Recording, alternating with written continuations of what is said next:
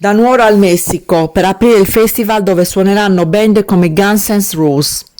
Dopo il grande successo conseguito negli States per la band nuorese indipendente, gli Awake for Days si corrono un altro sogno. Il 4 novembre apriranno il festival Hell Heaven, dove suoneranno band appunto come Guns N' Roses, Muse e Slipknot, e sono attesi circa 170.000 spettatori.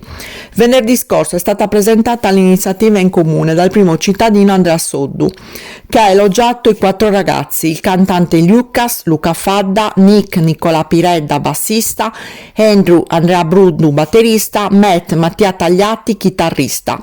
Il sindaco ha precisato come la passione unita al coraggio di osare oggi rispetto a tanti anni fa ha fatto sì che questi ragazzi abbiano una precisa visione imprenditoriale supportata da tante figure professionali. In questo momento inoltre gli AFD insieme all'amministrazione comunale stanno vagliando il progetto Lo School Tour. Si tratta di un'iniziativa pensata per riuscire ad incoraggiare e ispirare le giovani leve di artisti, rivolgendosi agli alunni delle scuole ad indirizzo musicale e scuole civiche nuoresi. La band vuole riportare la propria esperienza sul territorio per dimostrare che alla base di un sogno ci deve essere una base solida.